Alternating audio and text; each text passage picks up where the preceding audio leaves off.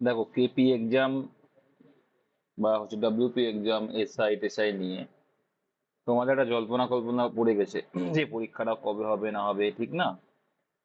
তবে দেখো, মা অনলাইন পয়েন্ট অলরেডি দিয়ে দিয়েছে, একটা আপডেট দিয়েছে। কিন্তু কি আপডেট দিয়েছে? যদিও তার অ্যাজাম্পশন বলেছে, কিন্তু সেটাই সঠিক হবে। ঠিক আছে? কি সঠিক? এই কলকাতা পুলিশের এক্সামটা যে কোনো মুহূর্তে কন্ডাক্ট হয়ে যাবে। ওই জন্য কিন্তু তোমাকে ফুল প্রিপেয়ার থাকতে হবে। ঠিক আছে? আগে বলছিলাম পুজোর পরে হতে পারে, কিন্তু এখন কিন্তু পুজোর আগের সম্ভাবনা হয়ে যাচ্ছে। ঠিক আছে? কেন? কারণ এটা তুমি তো ডাইরেক্টলি বললো না, একটুখানি ছেড়ে রেখে দিল। ব্যাপারটা হচ্ছে, কলকাতা পুলিশ প্রচুর দরকার, যেহেতু নিউ থানা তৈরি হয়েছে, তো সরকার থেকে একটা প্রেশারাইজ চলছে। তো সেই জায়গায় দাঁড়িয়ে পিআরবি চেষ্টা করছে যে কি এক্সামটা পুজোর আগের কন্ডাক্ট করানো। আর পিআরবি চেষ্টা করলেই তো হবে না, দরকার কি কোর্ট অর্ডার। আগে যখন হাইকোর্ট ছিল, এখন তার হাইকোর্ট নেই, এখন চলে এসেছে কোথায়? সুপ্রিম কোর্টে চলে গেছে।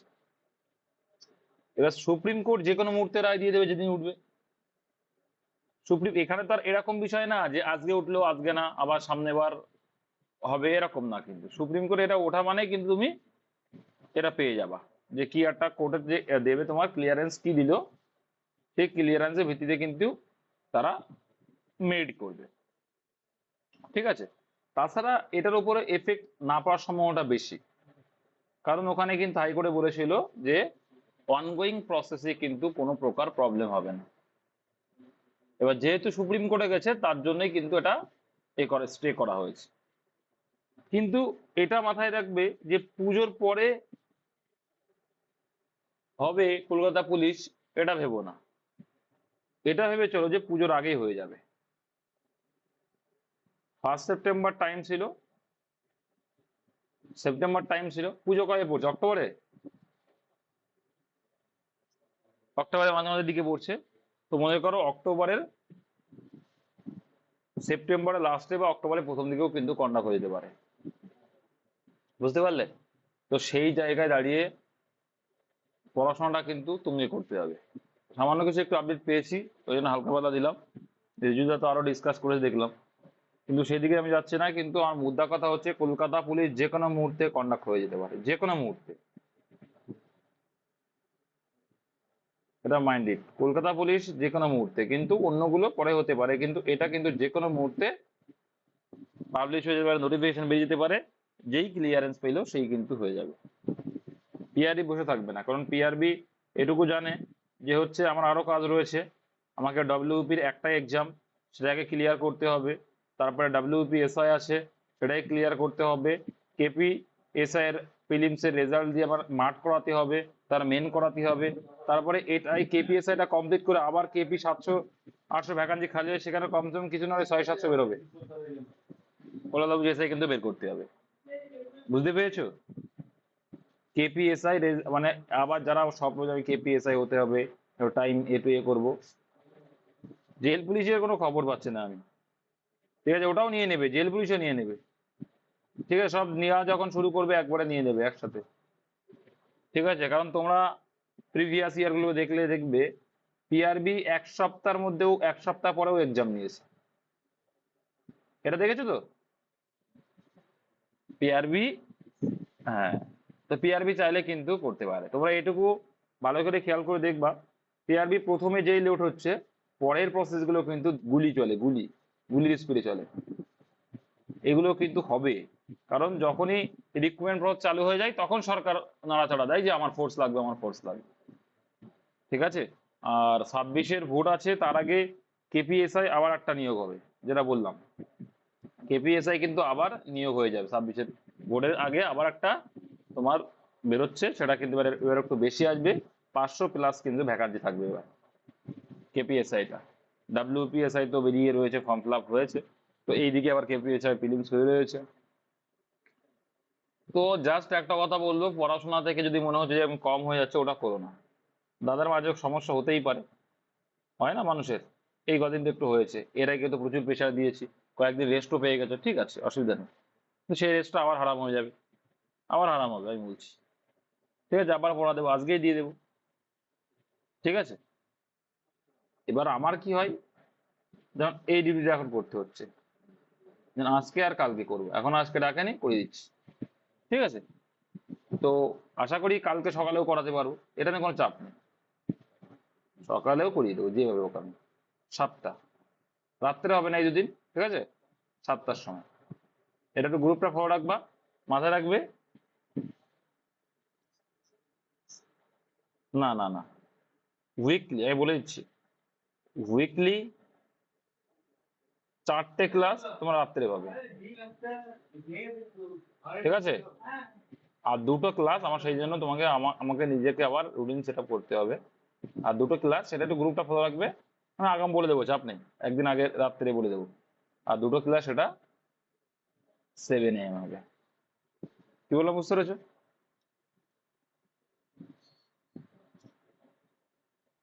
কেপি কনস্টেবল পরীক্ষা কবে হবে, কি বললাম?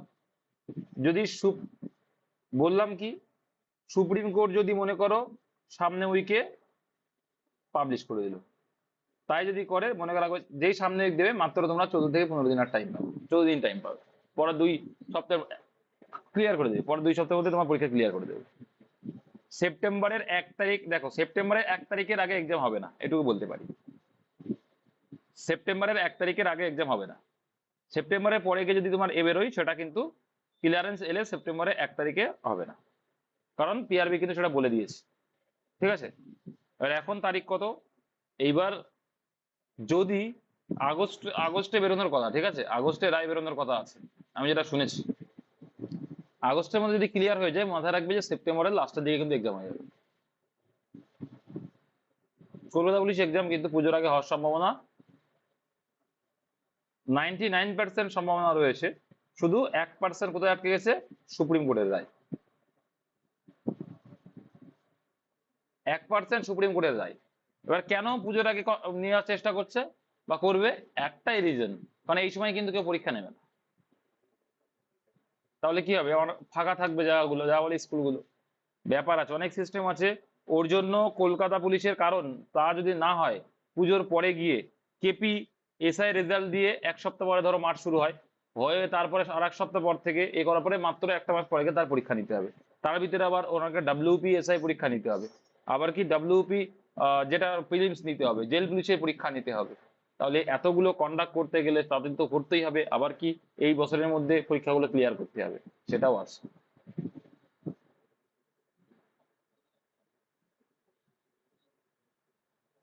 কমপ্লিট হতে হতে ডব্লিউপিটা তাড়াতাড়ি হয়ে যাবে। ডব্লিউপি একবার যদি পরীক্ষা শুরু হয়, মাথায় রাখবে যে 6 মাসের ভিতরে তোমাদের জয়েন্ট হয়ে যাবে। ঠিক আছে, মনে করো আজকে পরীক্ষা হলো, আজকে পরীক্ষা হওয়ার ডেট থেকে নিয়ে 6 মাসের ভিতরে দেখবা তোমাদের জয়েন্ট হয়ে গেছে, কারণ ডব্লিউপিতে একটা এক্সাম, তো এক্সাম একটা। এখানে যদি একটা হয়, তোমার পরীক্ষা হলো হলো পরীক্ষা হওয়ার 2 মাস পরে যদি রেজাল্ট দেয়, দিল রেজাল্ট, ঠিক, দেওয়ার পর তারা মাঠ করালো, মাঠ করতে কত সময় লাগবে, একটা মাস লাগলো, 3 মাস। ঠিক আছে, তারপরে গিয়ে তোমার ইন্টারভিউ কতদিন পরে হয়, বেশি দিন পরে হয়? বেশি দিন পরে হয় না, মাঠের পরে বেশি দিন টাইম দেবে না, বেশি দিন টাইম দেবে না, হার্ডলি 15 দিন বা 20 দিন, বা আর 1 মাস পেলে, আর 1 মাস পেলে তো 4 মাস, তারপরে 2 মাস পরে একবার ঠিক মেরে ফিরিয়েছি।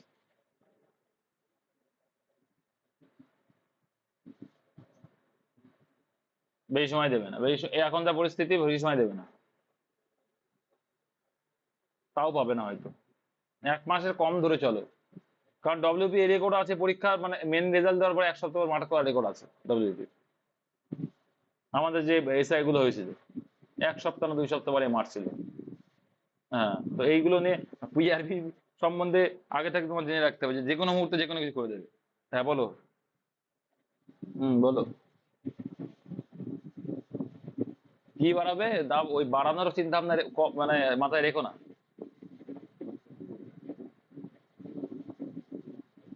রেখো না, যা আছে সেটা নোটিফিকেশনে কি আছে সেটাই হবে, চেঞ্জ কেন হবে?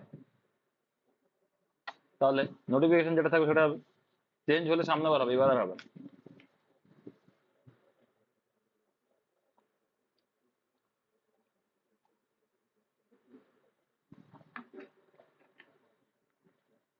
মানে কি তুমি কখন কি পড়বে? মানে তুমি কিভাবে কি পড়বে তাই আমার বলে দিতে হবে?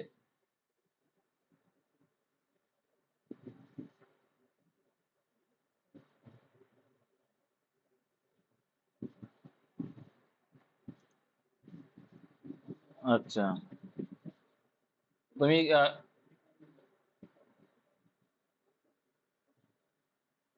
6 থেকে 8 ঘন্টা পড়বে, এটা হচ্ছে একটা অ্যাভারেজ। এইবার পড়াশোনার রুটিনটা নিজের করতে হয়, মানে এক একজনের ক্যাপাসিটি এক এক রকম। আমি একটা রুটিন বললাম সেটা বোকামি হয়ে যাবে। দেখো, বলে দিচ্ছি, আমার একটা মিনিমাম বলছি, দেখো। ম্যাথ যদি তুমি একদম বিগিনার হও, একদম বিগিনার, পার ডে 2 ঘন্টা করে প্র্যাকটিস করতে হবে। একদম মানে 2 ঘন্টা একদম বিগিনার যারা, ঠিক আছে, 2 ঘন্টা দিনে দিনে।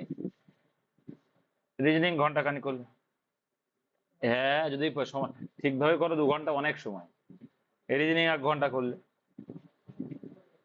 জিকে অনেক ভাগ আছে, ভাগ করে নিয়ে নিয়ে জিকেটা পড়বা। জিকে অনেক উইক থাকে। তুমি এখানে আর 1 ঘন্টা বাড়িয়ে দাও, ম্যাথ আর 1 ঘন্টা বাড়িয়ে দাও, 3 ঘন্টা করলে, ঠিক আছে। জিকেটা বাদ বাকি 3-4 ঘন্টা পড়ো, ব্যাস। এই তো রুটিন। জিকে ইংলিশটার মধ্যে, ইংলিশটা 1 ঘন্টা করে পড়ো। এই এইটুকু, এটা তুই, হ্যাঁ হ্যাঁ হ্যাঁ, এই এই একদম। এবার এবার তোমার উপর ডিপেন্ড করবে তুমি চাকরিটা কতদিনে পেতে চাও। তুমি যদি মনে করো এইবারই চাই, তাহলে তোমার ক্যাপাসিটি কি আছে, তুমি কতটুকু পারছো। দেখো আমার কথা যদি বলি, অনেকে যারা ভালো ম্যাথ পারে তাদের কিন্তু সম্পূর্ণ সবকিছু সাবজেক্ট মানে সব চ্যাপ্টার ক্লিয়ার আছে, তাদের 1 ঘন্টা করলেও এনাফ। তাদের ম্যাথ 1 ঘন্টা করলেও এনাফ। কিন্তু যারা বিগিনার তাদের তো টাইম দিতে হবে। বুঝতে পারলে? এটা হচ্ছে বিষয়। আর পড়াশোনার ক্যাপাসিটি সম্পূর্ণ তোমার উপরে। তুমি যখন দেখছো দেখছো প্র্যাকটিস রেটে কম পাচ্ছ, সেইগুলো ক্লিয়ার করতে হয়, ঠিক আছে। এবার শুধু এই না, শুধু এটা তো পড়া গেল, এবার এ শুধু যে পড়াশোনার মধ্যে শুধু এইটুকু রাখলে যে চাকরি পাওয়া যায় তা না, কি করতে হয়। এরপর তোমাকে টাইম বের করে, তোমাকে ম্যানেজমেন্ট করে সেই জায়গায় তোমার নিজের ক্যাপাসিটি লাগাতে হবে। যেমন কি কোনো একটা চ্যানেল তুমি ফলো করতে পারো, যে কোনো একটা চ্যানেল যে কি জিকে করছে বা কারেন্ট অ্যাফেয়ার্স ফলো করতে পারো, যে কোনো একটা চ্যানেল তুমি ফলো করবে, ঠিক আছে। আর একটা কি করবা, আর একটা কি করো, কি করতে হয় যে পরীক্ষা টরীক্ষা দিচ্ছ এদিক ওদিক দিয়ে বা এখান থেকে দিচ্ছ, আমি নি যেই নি, তোমাকে অ্যানালাইসিস করতে হবে যে প্রিভিয়াস যতগুলো পরীক্ষা হয়ে গেছে সেগুলো অ্যানালাইসিস করতে হবে। জাস্ট খেলার ছলে এগুলো, এগুলো যে তোমাকে সিরিয়াস তা না, খেলার ছলে একটু দেখতে হবে যে কোথায় কি। আরে এই অঙ্কটা দেখি তো, একটু করে দেখি তো, অনেকদিন তো করা হয় না এই টাইপের অঙ্ক, একটু দেখলাম ফট করে করলাম, এরকম আর কি। সেইগুলো তোমাকে টাইমটাকে বের করতে হবে। সেই টাইমগুলো কিন্তু যে কোনো মুহূর্তে, সেগুলো কিন্তু তোমাকে যে মন দিয়ে পড়তে হবে সেরকম না। ওরা খেলার ছলে বলে। এইগুলো করলে চাকরিটা বেশি তাড়াতাড়ি পাওয়া যায়। বুঝতে পারলে? যেগুলো বললাম এগুলো যদি মানতে পারো অবশ্যই কাজে দেবে, ঠিক আছে। আর কাল একবার প্র্যাকটিস এটা কি অবস্থা ছিল কালকে, যে কি বলছো, বলো বলো বলো, সমস্যা বলো। দেখে নি আগে, করে নি, আমি পড়ে নি তারা বলি। তো কি বলছে, একজন ডিলার একটি জিনিস এর চিহ্নিত মূল্য 16% ছাড় দেওয়ার পরে এত টাকাতে বিক্রি করেন। তিনি যদি কোনো ছাড় না দিতেন, তাহলে তিনি বস্তুর মূল্যের উপরে 28% লাভ পেতেন। বস্তুর ক্রয় মূল্য কত? বলো কি করেছো।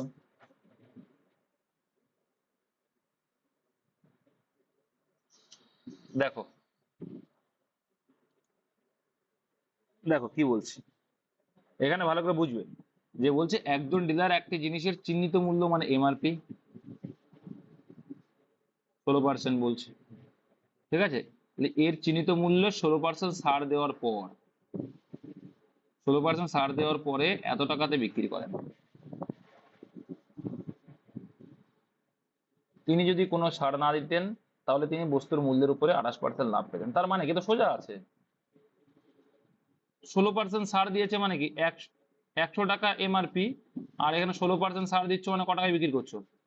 এসপি কত হচ্ছে, 84 টাকা তোমার এসপি হচ্ছে। এবার দেখো এই 84 মানে এইটা, কারণ ছাড় দেওয়ার পর বিক্রি করছে এইটা, 84 মানে কত,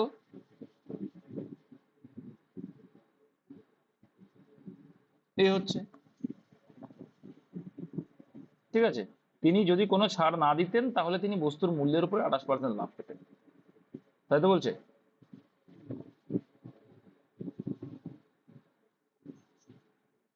হ্যাঁ, তাহলে 100 বার করো, কত আসছে? কাটাকুটি করলে কত আসছে দেখো,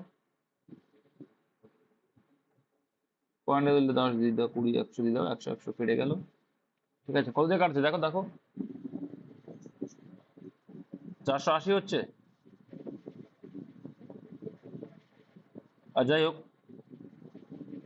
480 হচ্ছে, 480, ঠিক আছে। তো 480 কি এলো, এমআরপি এলো 480, বুঝতে পেরেছো? এমআরপি এলো 480, ব্যাস, তাহলে কিন্তু এমআরপি পেয়ে গেলে হয়ে গেল, 480 টাকা এমআরপি পেয়ে গেলে। ঠিক আছে, এবার রাখো বলছে, এবার কিন্তু অঙ্ক শেষ। এবার দেখো, অঙ্ক কিন্তু ক্লিয়ার হয়ে গেছে। তাহলে তিনি বস্তুর মূল্যের উপর 28% লাভ পেতেন কোনো ছাড় না দিলে। এই ছাড় না দিলে মানে কি, সেই এমআরপি তে বিক্রি করলে মানে 480 টাকায় 28% লাভ পেতেন। ঠিক আছে, তাহলে 28% লাভ মানে কি, এটা কিন্তু এবার বিক্রয় মূল্য হয়ে গেল, কোনো ছাড় দিয়ে বিক্রি করছে মানে কি 480 টাকায় বিক্রি করছে, তাহলে 128% ভ্যালু এইটা। ক্লিয়ার? 100 মানে কত, এই তো অঙ্ক। বুঝে গেছো? কাটাকুটি করলে দেখো 332 আসছে, কাটাকুটি করো কত কাটছে দেখো, কাটাকুটি করলে কত আসছে গো, 4 দিয়ে কাটো, 4 25 100, আর এখানে আসছে কত, 3 আর 4 12, আর এইদিকে থাকছে কত, 2 32, তাই তো। 32 দিয়ে কাটলে কত আসছে, 32 দিয়ে কাটলে 15 আসছে, 15 আসছে না, 15 দুগুণ 30 শূন্য, 3 15 45 আর 3 48, তাহলে 15 গুণ 25 সমান সমান 375। অঙ্ক তো সোজাই ছিল, অঙ্ক সোজা ছিল, স্টেপ বাই স্টেপ, আর কিচ্ছু না। আর কেউ বুঝতে পারেনি এমন আছো কি, তাদের ধারাত করে বলে ফেলো, বুঝিয়ে দেবো। না তুমি না, অন্য কেউ যদি প্রবলেম থাকে। দেখো, তিনটে মূল্য হয়, একটা এমআরপি হয়, একটা এসপি হয়, একটা সিপি হয়। দেখো, এখানে বলছে 16% ছাড় মানে কি, 100 টাকা যদি এমআরপি হয় তাহলে তার উপরে 16%, এমআরপি মানে কি, যেটা প্রিন্টিং প্রাইস থাকে তার উপরে 16% ছাড় মানে কটাকে বিক্রি করছো, 84 টাকা। ঠিক আছে, কিন্তু এখানে বলছে 16% ছাড় দেওয়ার পরে এত টাকাতে বিক্রি করে, তার মানে কি 84 মানেই হচ্ছে এত টাকা। আমাদের যে পার্সেন্টেজ হিসাবে মানে 84%, আমি 84%-এ বিক্রি করছি, সেই 84%-এর ভ্যালু হচ্ছে এইটা। তাহলে 100%-এর ভ্যালু কত, কাটাকুটি করে কত পেয়েছিলাম, 480 পেয়েছিলাম। এই বন্ধু ক্লিয়ার আছে তো? 16% ছাড় দিয়ে বিক্রি করছি যখন, তখন 403.20 টাকা হচ্ছে।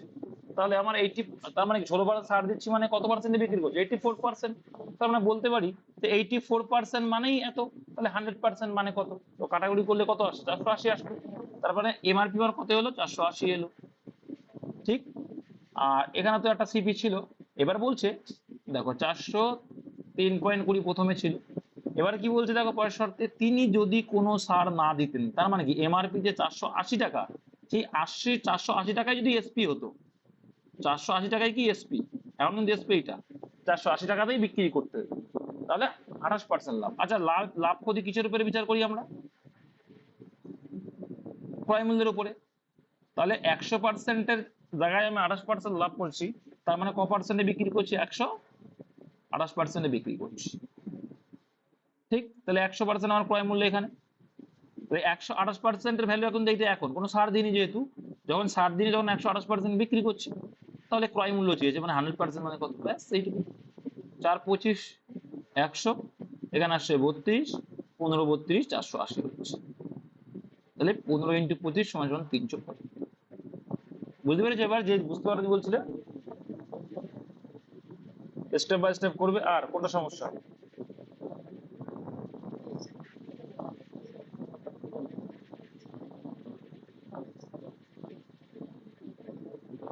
বলছি।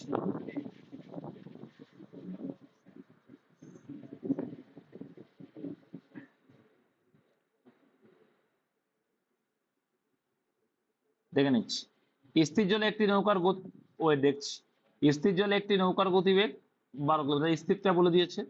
একটি স্রোতের অনুকূলে 18 কিলোমিটার পথ যায় এবং এত ঘন্টার মোট সময়ের মধ্যে ফিরে আসে। কি বলছে? একটি স্রোতের অনুকূলে 18 কিলোমিটার পথ যায়। হুম, অনুকূলে 18 কিলোমিটার, তাহলে আমার এখানে প্রতিকূলের বেগটা পেয়ে যাব, ঠিক তো? এখানে আমি প্রতিকূল পেয়ে যাবো, কি করে পাবো? অনুকূল, দেখো এখানে কি দিয়ে দিয়েছে, স্থির জল দিয়ে দিয়েছে। তো আমরা জানি স্থিরের সঙ্গে কি স্রোত যোগ করলে কি পাই? অনুকূল পাই। এক্স কেন ধরবো আমরা? মুখে মুখে চলে আসছে। নৌকার গতিবেগ 12, অনুকূলে অনুকূলে অনুকূলের বেগ কি বলছে? এটি স্রোতের অনুকূলে 18 কিলোমিটার, ও সরি 18 কিলোমিটার পথ যায় বলেছে, ঘন্টাই বলেনি। আচ্ছা আচ্ছা, বলছি বলছি। হ্যাঁ, ডিস্টেন্সও সেম আছে। দেখো বলেছি, এটি স্রোতের অনুকূলে 18 কিলোমিটার পথ যায় এবং 6 × 6 / 7 ঘন্টায় মোট সময়ের মধ্যে ফিরে আসে। ডিস্টেন্স কিন্তু সেম, এই 18 কিলোমিটারই পথ। ঠিক আছে, এখানে আমরা রিলেটিভ স্পিডও করতে পারি, করলেও হয়ে যায়। ঠিক আছে, 18 কিলোমিটার পথ যাচ্ছে, কত সময়ের মধ্যে ফিরে আসে? স্রোতের গতিবেগ কত? আচ্ছা, এখানে তোমরা এক্স ধরেও করতে পারো, কোনো সমস্যা নেই। তাহলে হ্যাঁ,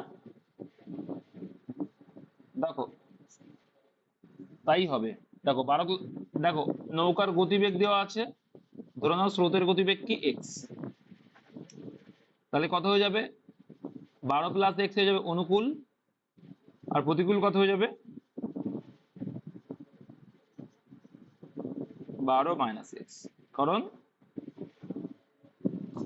নৌকার গতিবেগের সঙ্গে যোগ করলে অনুকূল, বিয়োগ করলে প্রতিকূল। ঠিক, এটা আসছে। এবার এটা কি? এটা হচ্ছে ওদের বেগ। এর দূরত্ব আছে কত? 18 কিলোমিটার পথ। এবার 18 কিলোমিটার পথ ওরা যাওয়া আসা করছে, মানে কি যোগ হবে না বিয়োগ হবে? তাহলে দেখো 18 কিলোমিটার পথ যাচ্ছে, আবার এইদিকে আসছে, তাই তো? তাহলে আমরা কি লিখতে পারি? এখানেও 18, এখানেও 18, 36 করলে ভুল হবে, বুঝতে পারলে? তাহলে এটা কি করলাম আমরা? ডিস্টেন্স কে গতিবেগ দিয়ে ভাগ করলে আমরা কি পাবো? বলে ফেলো, টাইম পাবো। তাহলে এটা সমান সমান বলে দিয়েছে কি আমার? 6×6 = 7। 6×6 = 7 মানে কত? 6 সাথে 42 আর 6 48 বাই হচ্ছে তো, 48/7 এলো। ক্লিয়ার? এইবার তোমাকে এখানে ক্যালকুলেশন করতে হবে, ক্যালকুলেশন করে তোমাকে অ্যান্সার করতে হবে, করলে তোমার যেটা অ্যান্সার আসবে সেটা হবে অ্যান্সার। এবার এখানে তুমি কি করবা? অপশন টেস্ট করবা, ইজি হয়ে যাবে। কেন? কেন ইজি হয়ে যাবে? এইবার কিন্তু অপশন টেস্ট করো, এইবার তুমি অপশন টেস্ট করলে দেখবে ইজি হয়ে যাচ্ছে। বুঝতে পেরেছো কি বলতে চাইছি? এখানে অপশন টেস্ট করো, এই এই ফরম্যাটটা বাদ দিয়ে অপশন টেস্ট করো, দেখো তাড়াতাড়ি হয়ে যাবে। দেখো, এবার দেখো, তুমি এখানে দাদা 8 পাতালে, 8 পাতালে, হ্যাঁ 8 পাতালে কত হচ্ছে? 12 আর 8 কত হচ্ছে? 20 হয়ে যাচ্ছে, হচ্ছে না? আচ্ছা, তুমি এখানে যখন 6 পাতাচ্ছ, দেখো তুমি এটা যখন ক্যালকুলেশন করবে, ডাইরেক্ট মুখোমুখি করার চেষ্টা করবা। আর এর 9, 9 যে অ্যান্সার করছে, 9 পাতিয়ে দেখো কত আসছে? 12 আর 9 কত হয়? 21। এবার দেখো তুমি কাটা, এবার তুমি একটা জিনিস মাথায় রাখবে, কাটাকুটি করে তোমার নিচে 7 আনতে হবে, কাটাকুটি করে তুমি নিচে 7 আনতে হবে, কিন্তু এইটাই এইটাই হচ্ছে ট্রিক, আর কিছু না, এইটাই মনে রাখার বিষয়, নাহলে তোমাকে টাইম লাগবে। ঠিক আছে, এবার দেখো, হ্যাঁ তাই তো, লসাগু করলে তো একবারে চলে আসে, কিন্তু টাইম বাঁচানোর ক্ষেত্রেই তোমার লসাগু করলে কি হবে? এখানে লসাগু হচ্ছে 12x + x × 12 তার মানে কি হয়ে যাচ্ছে বলো তো? এটা কি একটা সূত্র পড়ে যাচ্ছে, কি সূত্র পড়ে যাচ্ছে? এটা হচ্ছে কি a + b, না না স্কোয়ার মাইনাস বি স্কোয়ার নাই, ইন্টু না তো এটা, হ্যাঁ ইন্টু চলে আসছে, তাহলে কি হচ্ছে স্কোয়ার। হ্যাঁ, এটা আরো ইজি হয়ে যাচ্ছে। দেখো এটা কিন্তু স্কোয়ার মাইনাস বি স্কোয়ার সূত্র, এ লসাগু মানে কি? এইটা গুণ এইটা, ঠিক আছে? তাহলে কি, হ্যাঁ হ্যাঁ হুম হুম হুম, আমি তো বললাম টাইম বাঁচানোর জন্য ওটা করবা। তো এখানে কত আসছে? এখানে করলে আসছে কি x², এটাও বেশি সময় লাগবে না যেটা করছি এখন। তাহলে এখানে দেখো কি কমন নিয়ে আসে, এর নিচে এইটা আছে, তাহলে নেই কোনটা? এইটা। এবার গুণ করতে হবে, 18 × 12 কত হয়? জাস্ট গুণ করো, 18 × 12 কত হয়?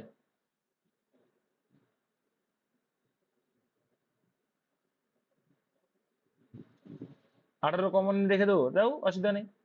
18 যদি কমন নিয়ে রেখে দাও তাহলে এখানে হয়ে যাবে 12x, sorry 12 minus x, 12 minus x হয়ে যাচ্ছে, ঠিক আছে। আর এইদিকে প্লাস 12 প্লাস এক্স থাকছে। 18 কিন্তু কমন নিয়ে নিলাম, কমন নিয়ে নিলে দেখো 18 যদি কমন নিই তাহলে এখানে এক পড়ে থাকে, কিন্তু 18 দুটো কমন নিলে এখানে এক করে পড়ে থাকে, ঠিক আছে। তাহলে একের সঙ্গে যে এটা গুণ করা, এইটা আছে মানে এটা নেই, ঠিক আছে। দিয়ে এটা আসলে কি হচ্ছে, মাইনাস এক্স প্লাস এক্স কেটে গেল, সমান সমান রয়েছে কি 48/7 এলো, ঠিক আছে। এইবার তোমাকে ক্যালকুলেশন করতে হবে কি, যতটা কাটাকুটি হয়ে যায়। এবার দেখো 18 আর 24 কাটাকুটি যাচ্ছে, কত যাচ্ছে, 3 আসছে এখানে, এখানে কত আসছে, আসতে কে কে মাইক্রোফোন অন রেখেছো, কেমন একটা আওয়াজ আসছে, 8/7 এলো, ঠিক আছে। এবার এইখানে দেখো -12 +12, এটাও তো কেটে গেল, না -12 না সরি, এটা 12 12 24 হয়ে গেল, 3 3 24 কত হয়, তাই 24 যদি হয় তাহলে 3 24 আমি ডাইরেক্ট করছি, জায়গা কম বলে, তাই 3 24 কিন্তু 72, ক্যালকুলেশন করে দেখো, +12 আর +12 আর এর সঙ্গে 3 গুণ, তাই 3 24 72, 72 যদি হয় এটা কিন্তু 9 হয়ে যাচ্ছে এদিকে, কারণ এসে কিন্তু 9 হয়ে যায়, আলটিমেটলি এখানে ওপরে তোমার 9 আসছে। এবার 9 যদি আসে, 9 এর সঙ্গে এটা কি হয়ে যাবে, গুণ হয়ে যাবে, তার মানে বলতে পারি কি, তাই 7 নং 63 হয়ে যাচ্ছে। আর এইদিকে কি দেখো, এইদিকে 144 মাইনাস 163, এই এসে যাচ্ছে, এই পাশে মাইনাস করে দিলাম, আর এ পাশে কি প্লাস করে দিলাম, তাই এটা এ পাশে নিয়ে আসলাম। এবার কত আসছে, কত আসছে, 81 আসছে, তাহলে এক্স স্কোয়ার সমান সমান 81 যদি হয়, শুধু এক্স সমান সমান 9 হয়ে যাবে, ব্যাস। সময় লাগবে না কিন্তু, এটাও যে টাইম লাগবে তা না, কিন্তু ফরম্যাট করে করলে কিন্তু প্রথমবারে যেটা দেখাচ্ছিলাম যে কি, বসিয়ে নিলে একবারে চলে আসবে। বসিয়ে নিলে কি হবে, বসিয়ে নিলে কি সুবিধা দেখাচ্ছি, বসিয়ে নিলে কি বললাম, যে প্রথমে এমন একটা সংখ্যা আছে এখানে যে 7, তোমাকে ভগ্নাংশে 7 নেওয়ার চেষ্টা করবে। তাহলে দেখো এইখানে দেখো, তুমি যদি আহ, কত বসাচ্ছ, এখানে দেখো এখানে কত থাকছে, এখানে যদি 9 বসাই, দেখো 12 আর 9 21, তো 18 আর 21 কে 21 কাটাকুটি করলে কত আসছে, 3 6 18, 3 7 21, একমাত্র এটাই আসছে এইটা। আর এখানে দেখো 9 বসালে দেখো কত আসছে, এখানে 3 আসে, 3 6 18, তাহলে 6 + 6/7 চলে আসলো, কিন্তু 6 পূর্ণ 6 7, এইটাও যা, তাহলে একবারে চলে আসলো, তাই 6 পূর্ণ 6 7 কিন্তু একবারে চলে আসলো, এটা আরো সুবিধা, এটা আরো সুবিধা। তো না হলে এইভাবে করবা, কনসেপ্ট দিয়েও করা যাবে। আর যার সমস্যা তো তারই বলো।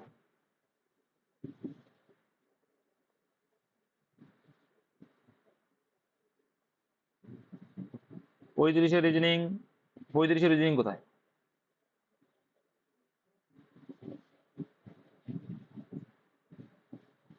35 তো ম্যাথ, দাগ নম্বর বলো, দাগ নম্বর বলো।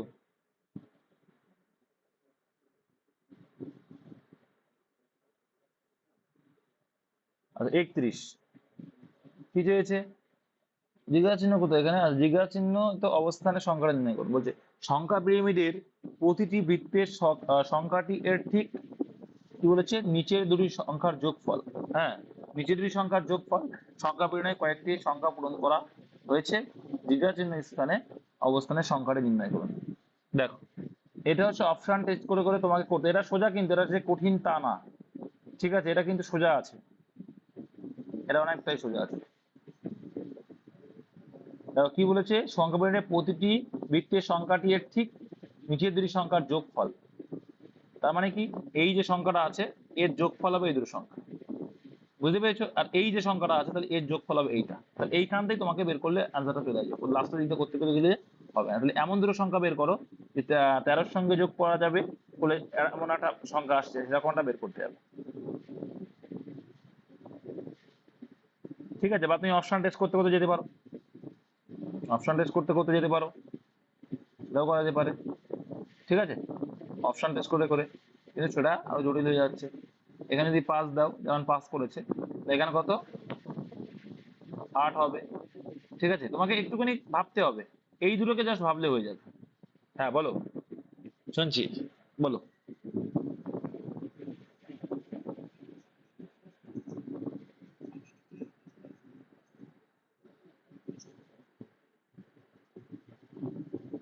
দেখো তুমি কি বলছো এইখানে, দেখো এইখানে যদি আমি, এটা কত আছে, এটা 59, কত আছে 59, ও বলছে 29 আর কত বলছে 30। এখানে ইনটু তো করবো কেন, এখানে ইনটু তো বলেনি,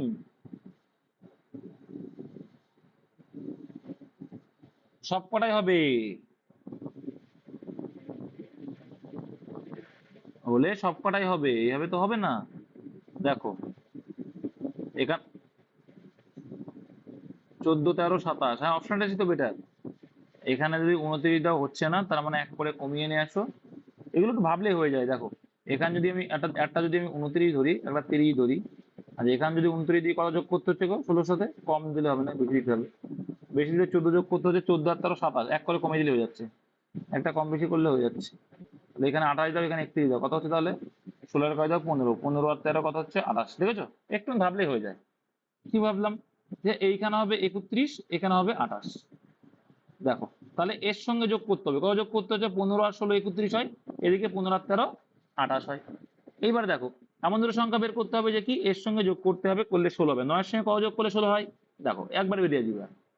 9 এর সঙ্গে কত যোগ করলে 16 হয়, 7 যোগ করলে 16 হয়। 7 এর সঙ্গে কত যোগ করলে, 8 যোগ করলে, তাহলে 8 যদি হয় এখানে কত যোগ করতে হবে, 8 এর সঙ্গে 5, এই দুটো যোগ করলে 13, বুঝতে পেরেছো, তাহলে 5 আনসার। হ্যাঁ এটা ডব্লিউবিপি তে, এই ডব্লিউবিসিএস আসা কোশ্চেন, একটু ভাবতেই হবে। এমন এটা এটা একটু ভাবতে হবে, একটু প্র্যাকটিস না থাকলে একদমই পারবে না। এটা কেমন হয়, এই দুটো যোগ করে এইটা হলো, এই দুটো যোগ করে এইটা হবে, এই দুটো যোগ করে এইটা হবে, এরকম। ঠিক আছে, মেন হচ্ছে কোথায়,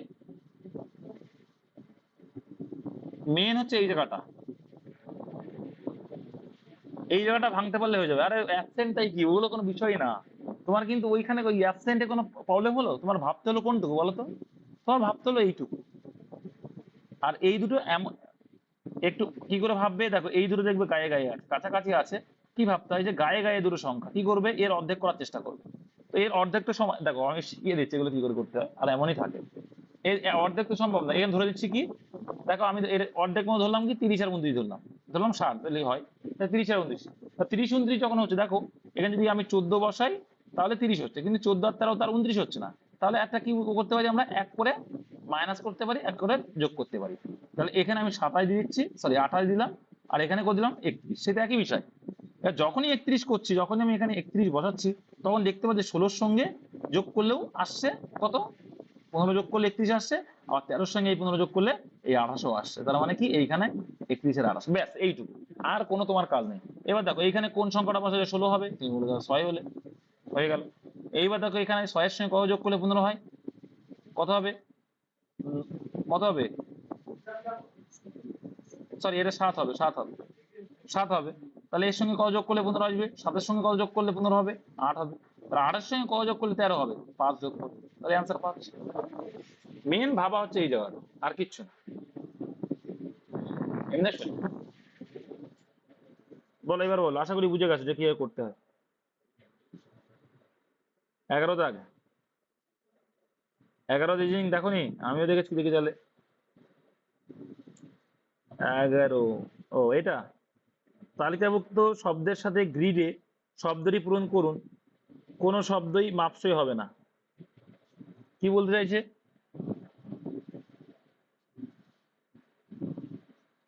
হ্যাঁ দেখো মাপ, দেখো দেখো কি বলছে, তালিকাভুক্ত শব্দের সাথে গ্রিডে শব্দটি পূরণ করুন, কোনো শব্দই মাপসই হবে না। মাপসই হবে না মানে কি বলতে চাইছে, আচ্ছা, আর সব কটাই মিলবে, দেখছি। দেখো প্রথমে কি রয়েছে, ফেট, মানে এ বলতে আছে কি, এফ এ, আচ্ছা দাঁড়াও দাঁড়াও দাঁড়াও, ওয়েট ওয়েট ওয়েট ওয়েট, করে দিচ্ছি। দেখো এই বক্সে কিন্তু সংখ্যাগুলো বুঝবে না, তাই তো, বুঝতে পেরেছি। দেখো FORT, এফ ও রয়েছে, এই এটা হচ্ছে ক্লু তোমার, FORT, আর টি, ফুট, এই শব্দটা ফুট। এবার একটা শব্দ দাও যে কি আমি করতে পারবো সেরকম, কোনটা হবে? এবার দেখো কি করা যেতে পারে আর।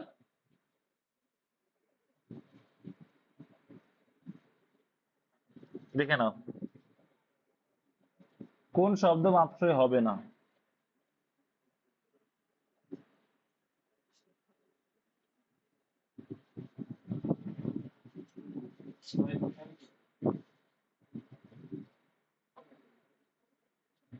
এবার আসো,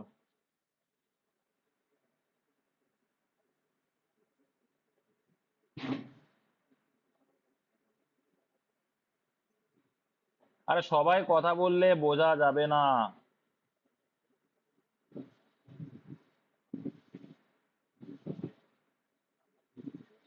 আচ্ছা দাঁড়াও, ফোরটা যখন হচ্ছে রোল করে দেখো, ROLE, রোল করো।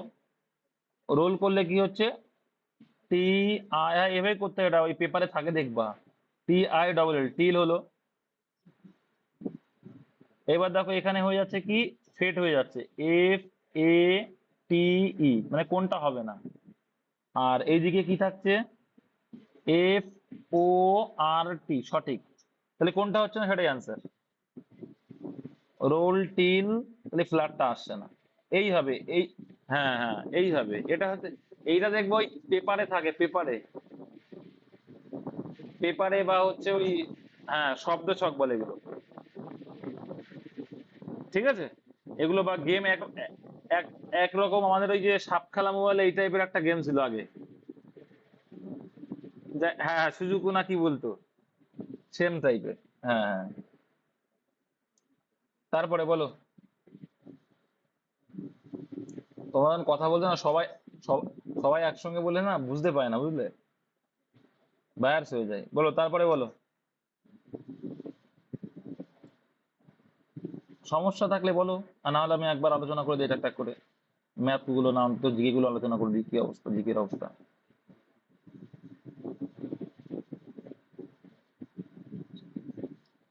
কোনটা?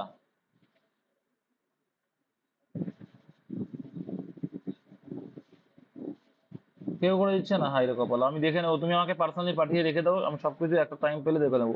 আজকে আর কালকে আমি টাইম পাবো না বেশি। কত নাম্বার?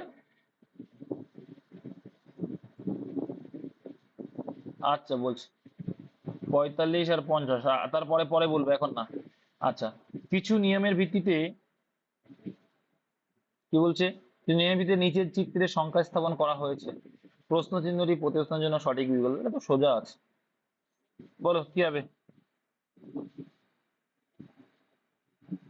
ডিফারেন্স দিয়ে সোজা আছে, দেখো 5-এর থেকে ডিফারেন্স কত, 4, এর ডিফারেন্স দেখো 8, মানে কি ডবল হচ্ছে। আর এখানে এর ডিফারেন্স কত আসছে,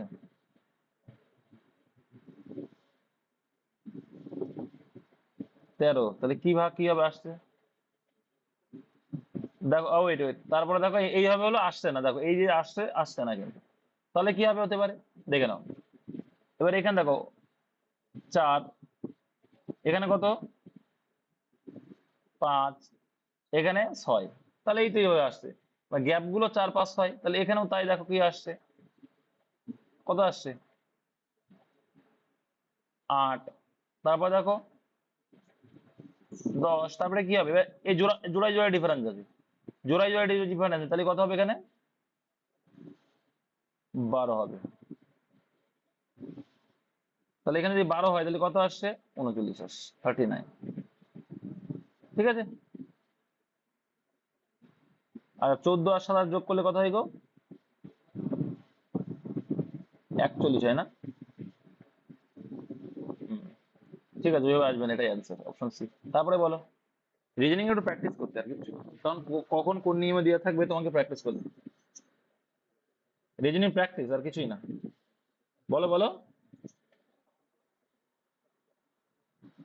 50টা ওইভাবে যাচ্ছে, সবভাবেই হবে, সবভাবেই হবে, যাই হোক করলেই হচ্ছে। বলো।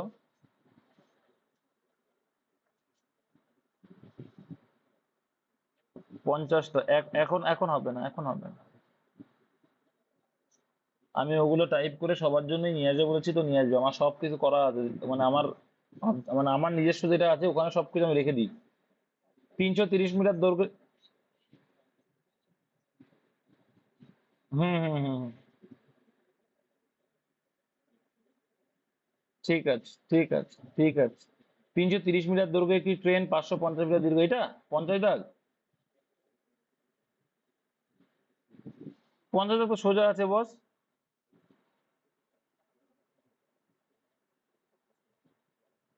কে পারোনি বলো। করে দিচ্ছি, দেখো সোজা এটা আমি এর আগের দিনে তো করলাম, দেখো এই চুপ থাকো। 330 মিটার দৈর্ঘ্যের একটি ট্রেন 550 মিটার দীর্ঘ সেতু অতিক্রম করতে 11 সেকেন্ড সময় নেয়। এবার দেখো এখানে মোট ডিস্টেন্সটা কত। 330 মিটার দৈর্ঘ্য ট্রেনও আছে, আবার এত সেতুও আছে, তাহলে মোট ডিস্টেন্স কত যোগ করতে হবে। তাই ট্রেনেরও দৈর্ঘ্য আছে, তারও যোগ আছে, তাহলে যোগ করতে হবে, কত হয়ে যাবে দেখো। তাহলে কত, ওয়েট ওয়েট করে দিচ্ছি। তাহলে এটা 330, ওকে একটু বুঝতে দাও, তোমরা বুঝো যখন, তোমাদের বলার কোনো দরকার নেই, যে বোঝে না তাকে শুনতে দাও। ও শুনে দিলেই তো হয়ে যাবে। আর এইখানে কত আছে, একটা সেতু 570। এবার দেখো এই ট্রেনের দৈর্ঘ্যটা তো কমন, যে ট্রেনটা যাচ্ছে সেটা তো কমন। তাহলে দেখো প্রথম সেতুকে অতিক্রম করছে যখন, তখন কত ডিস্টেন্স হচ্ছে টোটাল, 880। যে বুঝতে পারেন সে বলো, শিখে যাবে। 880। আর দ্বিতীয়টা কত হচ্ছে,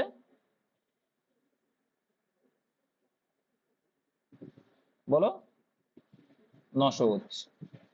তার মানে কি, এবার অঙ্ক শেষ, এবার অঙ্ক শেষ। এবার দেখো এই 880 মিটার দূরত্ব যখন যাচ্ছিল সময় লাগছিল কত, 11 সেকেন্ড। এইবার এই 900, এবার যাচ্ছে কত টোটাল, 900 সেকেন্ড। তাহলে 900 সেকেন্ড যেতে কত সময় লাগে, ব্যাস এইটুকু অঙ্ক। ঠিক আছে, শূন্য কেটে গেল, শূন্য কেটে গেল। এবার কাটো, 8 11 88, তাই 90/8 মানে হচ্ছে কত, 4। আর এখানে হচ্ছে কত, 45। দুই দিয়ে কাটলাম, তাহলে 45/4, অপশন নাম্বার সি। ক্লিয়ার হয়ে গেল, ব্যাস। আরেকটা কে বলছিল তাড়াতাড়ি বলো। 40। একটা বলা হয়ে যায় তারপরে বলবা না, মনে মনে রেখে দাও। 40-এ কি ছিল রে বাবা, মাইক্রোফোনটা অফ রাখো। এ 54,000 টাকা মূলধন নিয়ে একটি ব্যবসা শুরু করেন 4 মাস এবং 4 মাস এবং 6 মাস পর পর, মানে কি হলো এটা, ও করেন, এবং 4 মাস এবং 6 মাস পর যথাক্রমে বি এবং সি আসছে, মানে কি, 4 মাস পরে কে আসছে, বি আসছে, 6 মাস পরে কে আসছে, সি এ। সি কে নেন, বছর শেষে লাভ এত অনুপাতে লাভ করা হয়েছে, আর কিছুই না ভাই, সোজা আছে গো। এটা কি করে করতে হয়, দেখো, তারা কার টাকা কতটুকু খাচ্ছে, এই তো অঙ্ক। এর টাকাটা দেওয়া আছে, আর লভ্যাংশের রেশিওটা দেওয়া আছে। তাহলে লভ্যাংশের রেশিও কি বলছে, দেখো বি এবং বছর শেষে লাভ এত অনুপাতে ভাগ করা হয়েছিল বি এবং সি এর দ্বারা বিনিয়োগকৃত মূলধনের মধ্যে পার্থক্য। তাহলে এবার দেখো এখানে কিন্তু সময়টা জানা নেই, কিন্তু একটা একজনের বিনিয়োগটা আমরা জানি, জানি কিনা বলো, জানি। দেখো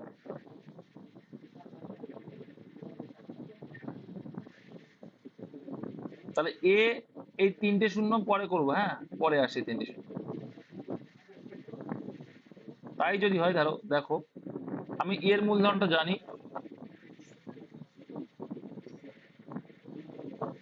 54, তাহলে এটা 12 গুণ আসলো। এটা করেছো কেউ, এই আসলো। এইবার দেখো বি, দেখো কি করেছে, বি 4 মাস পরে অ্যাড হয়েছে, তার মানে কত মাসের জন্য খাটিয়েছে,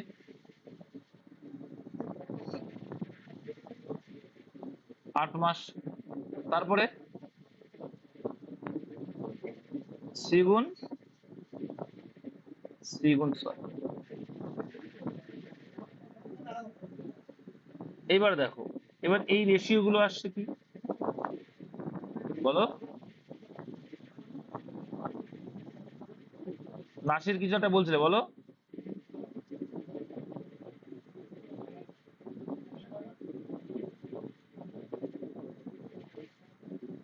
হুম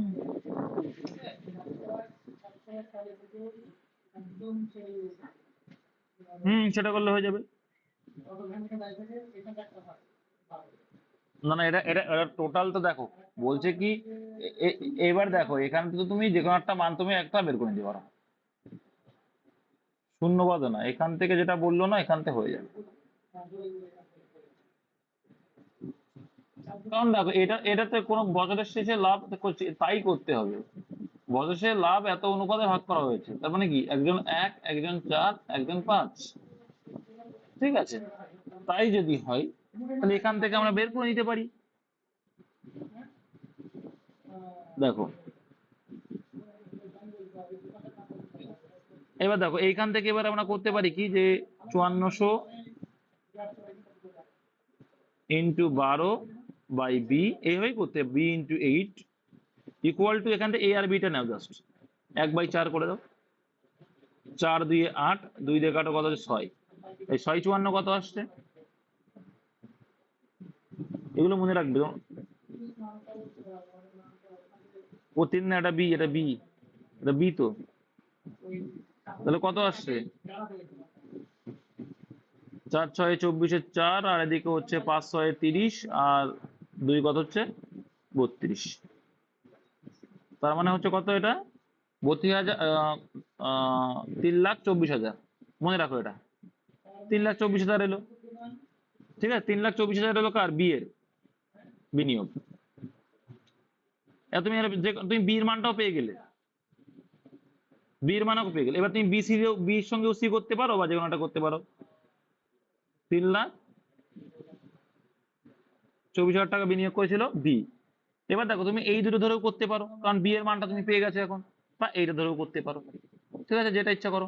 তো এরটা ধরেই করি, এখানেও সেম করো। এবার বি এ আর সি করো, এ আর সি কিন্তু 1:5, তাহলে এ মানে কত 54,000 ইন্টু 12, এটা কিন্তু লভ্যাংশ, ভগ্নাংশটা লিখছি যেমন ভাবে করি আমরা, বি ইন্টু বি না, এবার সি, সরি, সি ইন্টু 6, আর এইটা সমান সমান কত, এটা সমান সমান বলছে 1:5, 1:5 কি লিখতে পারি 1/5, 6 2 12, 6 দিয়ে 12, তাহলে 5 দুগুণে কত হয়ে যাবে,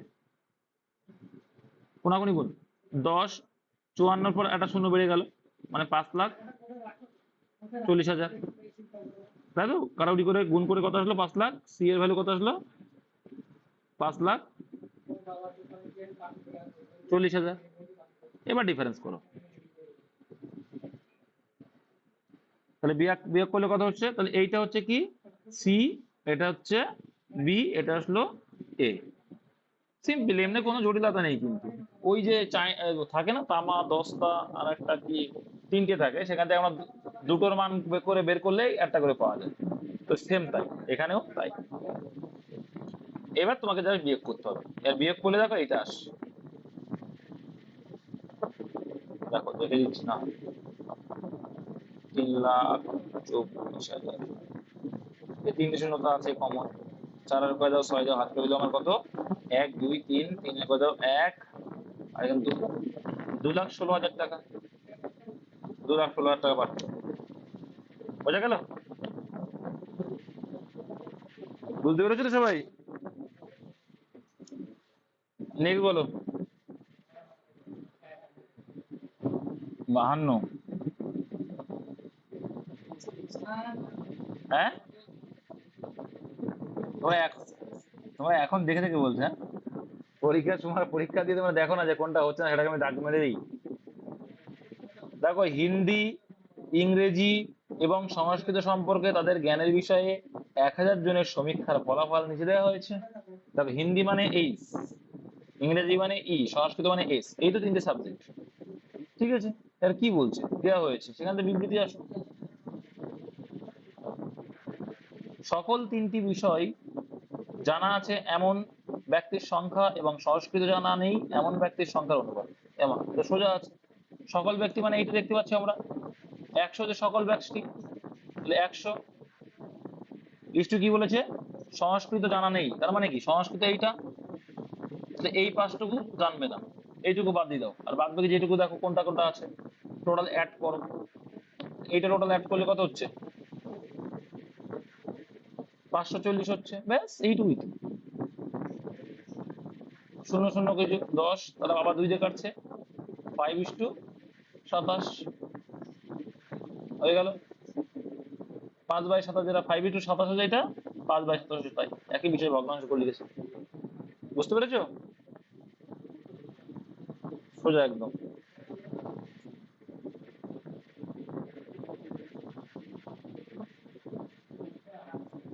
দেখো আর গেল 24 কি রয়েছে 24 যদি 5ই অক্টোবর 2023 একটি রবিবার হয় তাহলে 14ই জুলাই 2010 তারিখে কি হবে?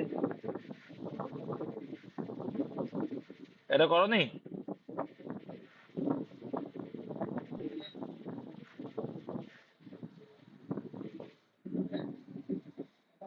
আচ্ছা, তোমার কোড মনে আছে?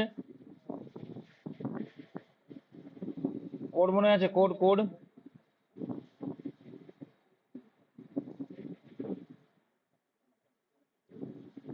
অক্টোবরের কোড কত? অক্টোবরের কোড কত? আরে অক্টোবরের কোড কত? 144 বলছে।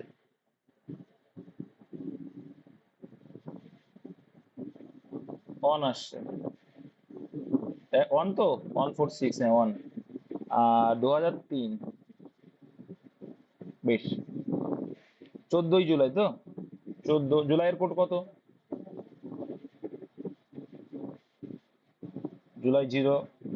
আচ্ছা, আর 2010, বেশ। তাই এলো। এবার দেখো এর ডিফারেন্স করো, কত আসছে? অ্যাড হলো, এখানে কিন্তু বাড়েনি, এখানে সরি কমেনি, বেড়েছে। 5 আর কয় যায়? 14 প্লাস 7, সরি প্লাস কত হচ্ছে? 9 হচ্ছে। এখানে 1 থেকে 0 হয়েছে, তাহলে 1 কি মাইনাস হয়ে গেল? এটা মাইনাস, 1 থেকে 0 হয়েছে মানে কি 1 মাইনাস হয়ে গেছে। ঠিক আছে। আর এখানে 2003 থেকে 2010 এসছে, কত গ্যাপ হলো? কত এলো? +7 এলো। আচ্ছা, +7 এলো, তাহলে এর টোটাল যোগ করো, এটা তো বিয়োগ হয়ে যাবে। 1 থেকে 9 কি প্লাস আর মাইনাস হলে কত হচ্ছে? +8 হয়ে গেল। +8 থেকে এটা কি হয়ে যাচ্ছে? কত হচ্ছে? 7। যোগ করো, কত হচ্ছে? 15। 15 হচ্ছে। এইবার দেখো এখানে লিপ ইয়ার কটা আছে?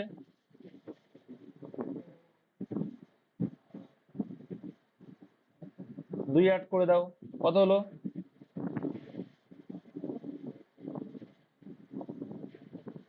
17 হচ্ছে। 17কে যদি এবার 7 দিয়ে ভাগ করলে কত হচ্ছে?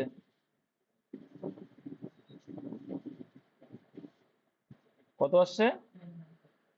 3 রিমাইন্ডার থাকছে। সোম মঙ্গল বুধ, সোম মঙ্গল বুধ, এটা কিন্তু সোমবার থেকে ধরবা। সোম মঙ্গল বুধ, ঠিক আছে? কিছু বুঝলে? কোড, মাসের কোডটা, মাস কোডটা দেখো, কোড হচ্ছে 100, প্রথম কত? 0, সরি 144, তারপর হচ্ছে 0 to 5। দেখো 12 স্কোয়ার, 5 স্কোয়ার কিন্তু 0, 3টে সংখ্যা হতে হবে। 6 স্কোয়ার, আর তারপরে 12 স্কোয়ার প্লাস 2 মানে 146। 12 স্কোয়ার, 5 স্কোয়ার, 6 স্কোয়ার আর 12 স্কোয়ার প্লাস 2 মানে 146। এই জানুয়ারি, ফেব্রুয়ারি, এবার জাস্ট লিপ ইয়ারের ক্ষেত্রে কি হয়? কমে আসে। কোনগুলো? 1-এর জায়গায় 0 হয়ে যায় জানুয়ারি, আর ফেব্রুয়ারি 3 হয়ে যায়। আর নর্মালে যা আছে তাই। বুঝতে পেরেছো? দুটো ছক্কা কত দাগে বলো, দাগ নম্বর বলতে হবে। আন্দাজে বললে হবে? দাগ নম্বর দেখে রাখো না তোমরা, এই যেটা এখানে করো, এটা দুটো আছে, এটা একটা আছে, আর এখানে 5টা আছে। ঠিক, এখানে একটা আছে, এখানে 4টে আছে, এখানে 5টা আছে। কি হচ্ছে এই যে আনসার? নিম্নের চিত্রগুলি একটি পাশার 1 থেকে 6টি বিন্দু, বিন্দুগুলি পর্যবেক্ষণ করুন। 4 বিন্দু যুক্ত, এটা বোঝাই যাচ্ছে। 1 আর 5 যখন কমন পেয়ে যাচ্ছে দুটোতেই, তখন এইটার উল্টো এইটা। দেখা লাগে নাকি আবার? শিখিয়েছে এর আগেও। অ্যান্সার 2। বুঝতে পেরেছো? যখন দেখবে দুটো লুডোর ছকের মধ্যে যেটা অ্যান্সার চাইছে তার পাশের দুটো আর একটা যে কোনো একটা ছকে সেই দুটোই রয়েছে, তার মানে বাদ বাকি যেটা আছে সেই ছকে সেটা হচ্ছে ওর বিপরীত।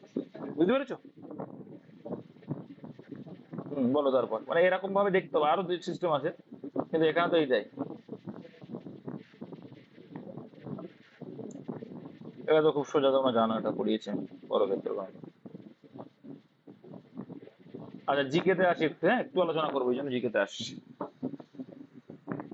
দেখো, বিখ্যাত নাটক, বিখ্যাত নাটক মৃচ্ছটিকম বা অনেক অনেক রকম দেয়, এখান থেকে দিচ্ছে মৃচ্ছাকাটিকাম কে রচনা করেন? তো তোমরা জানো শূদ্রক। আচ্ছা, অশ্বঘোষ কি রচনা করেছিল?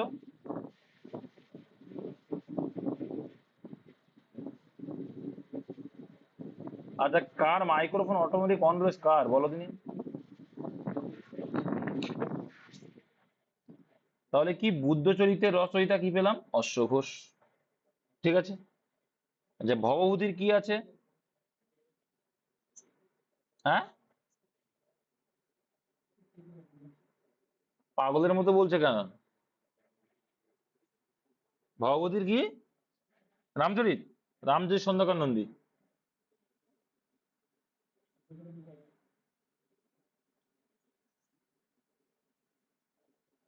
বুঝলাম না। উত্তর রামচরিত ভবভূতি। তারপরে দেখো, দ্বিতীয় পদটি আচ্ছা এটা না। আচ্ছা, এটা কি? Change from active to passive voice choosing from the option below. মানে দ্য টিউটর টট রনি, এটা সোজাই আছে। দেখো, দ্য টিউটর হচ্ছে সাবজেক্ট, টট হচ্ছে সেকেন্ড পার্সন মানে পাস্ট ফর্মে রয়েছে, ভিটুতে আছে এটা। রনি মানে দ্য টিউটর টট রনি, এখানে কিন্তু রনি হচ্ছে অবজেক্ট। ম্যাথমেটিক্স ফর 2 ইয়ার্স, তো এখানে তো সোজাই আছে। ভয়েস চেঞ্জ এইটুকু হচ্ছে পার্ট, আর বাদ বাকি এটা কিন্তু ভয় দেখানোর জন্য, আর কিচ্ছু না। এবার সোজা, তো রনি হচ্ছে যদি অবজেক্ট হয়, রনিকে আগে নিয়ে এসছে দেখো। এবার ভিটু থাকলে কি করতে হয় আমাদের? ওয়াজ বা ওয়ার নিয়ে আসতে হয়। এবার দেখো, রনির পরে কি বসবে? একজন, তাই ওয়াজ হচ্ছে ওয়াজ। হুম। আর টট সেকেন্ড ফর্মও যা, থার্ড ফর্মও তাই, তাহলে থার্ড ফর্ম হয় ভি3। ঠিক আছে। তারপরে দেখো বাদ বাকি যেটুকু আছে সেটুকু বসিয়ে দিতে হয়, দিয়েছে। টট ম্যাথকের কি শেখায় সেটা লিখে দেবে। Ronnie was taught mathematics, taught mathematics by the tutor for 2 years. ঠিক আছে।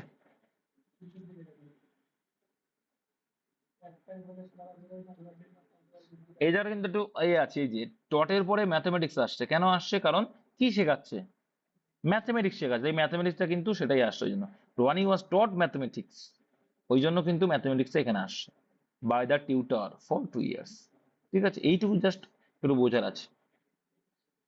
কিন্তু এখানে যদি লিখতো রনি ওয়াজ টট, দেখো কি হচ্ছে, দেখো রনি ওয়াজ টট, তারপরে হচ্ছে tutor by by the tutor, যদি আগে দিতে তাহলে সমস্যা হয়ে যেত না। Ronnie was taught by the tutor mathematics, sentence মিলবে না। কিন্তু এখানে এটা আছে Ronnie was taught mathematics, mathematics শেখাচ্ছে by the tutor for 2 years. এইগুলো একটুখানি সামান্য সেন্স, আর কিছুই না। যদিও বা এরকম কাছাকাছি দেবে না, এখানে দিয়ে দিয়েছে যদিও বা, কিন্তু তোমাদের পরীক্ষার সময় কাছাকাছি দেবে না এত অপশন। নেক্সট কি ছিল? ডব্লিউতে এত দেয় না, ঠিক আছে, এসআইতে দেয় এই টাইপগুলো। আচ্ছা, ভারতের সংবিধান এর বিধান সংশোধন করার ক্ষমতা সংসদের রয়েছে সংবিধানের কোন ধারাতে? এটা তোমরা জানো, 368 নম্বর ধারা। এবার এটা কোথা থেকে নেওয়া হয়েছে? এটা সাউথ আফ্রিকা থেকে নেওয়া হয়েছে, এটা তোমাদের জানা আছে। এখানে যে কটা ধারা আছে, 1, 55, একটা ইম্পর্টেন্ট না, ও দেখার দরকার নেই। ন্যারেশন চেঞ্জ দিয়েছে, he said I must stay, এগুলো তো পারবে, ন্যারেশন চেঞ্জ কিছু শেখানোর নেই, ক্লাস করিয়েছিলাম, সেটা যদি দেখে থাকো। আচ্ছা, বিশ্ব জলাভূমি দিবস কি? হয়তো বলতে কথা বলছি। 22শে মার্চ কি?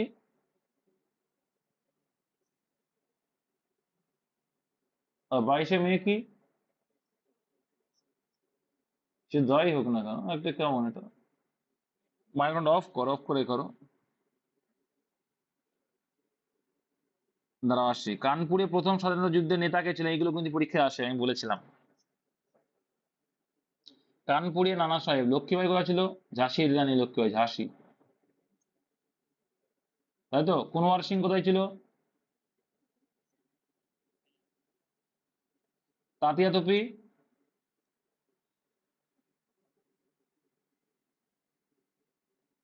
কোথায়? কানপুরে প্রথম স্বাধীনতা যুদ্ধের নেতা কে ছিলেন? বেগম হজরত মহল কোথায় ছিল?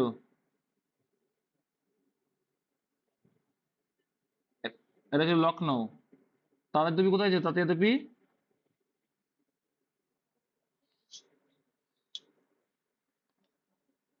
মিরাটে তাতিয়া তাতিয়া টুপি ছিল, দেখে নিও বা। গোয়ালিয়রে তাতিয়া টুপি, এটা দেখে নিও। কনফিউশন, তাদের টুপিটা দেখে নিও।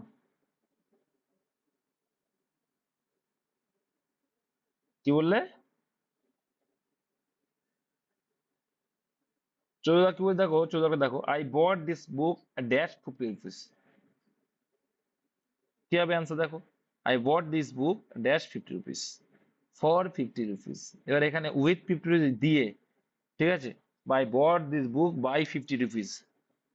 বাই 50 rupees হতো যদি বাই থাকতো, কিন্তু এখানে কিন্তু বাই নেই, তাই ফর হলো। I bought this book by 50 rupees, ঠিক আছে। By bought this book for 50 rupees, with কিন্তু হবে না। একবার কিছু দেবো, একবার করিয়ে দিলাম তো। একবার দেখ এমন, যে কোনো ও পার্ট একটা দেখো, রোলটা নাও। ফোরটা ধরলে দেখবো আসছে না, ফোরটা ধরলে দেখবো এক ম্যাক্সিমামই আসছে না। তো রোলটা ধরো। এই যে আর এটা হচ্ছে, ও তো দেওয়া আছে এল ই, রোল। এবার এখান থেকে তুমি কি করতে পারছো দেখো, এখানে তুমি করতে পারছো till, T I double L, till করতে পারলে। আর এখানে দেখো আবার করতে পারছো এফ এ টি ই, ফেট হয়ে যাচ্ছে। আবার তুমি দেখো এখান থেকে করতে পারছো কি, ফোর্ট, এফ ও আর টি, তাহলে কোনটা বাকি রয়ে গেল? ফ্ল্যাটটা। তাহলে এটা হচ্ছে না, অপশন বি। এটা তো করে দিলাম একবার, যাই হোক। আচ্ছা, যেটা আমার আসছে আর সামনে আপাতত সেটাই করে দিচ্ছি।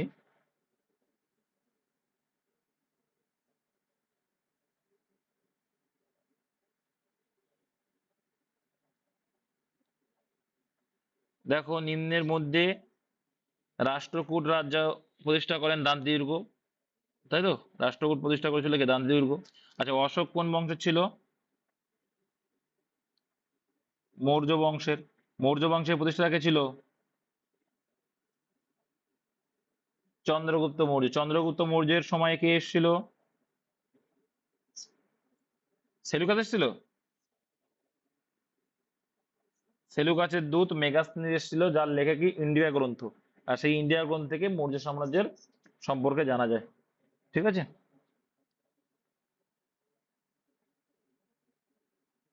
ডুরান্ড কাপ কোন খেলার সঙ্গে যুক্ত?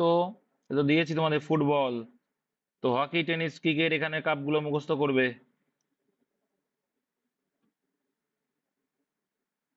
মারাঠার শেষ পেশোয়া কে ছিলেন? দ্বিতীয় বাজিরাও, জানো তোমরা। বাজিরাও মাস্তানি দেখেছো? না হলে দেখে নিবো একবার।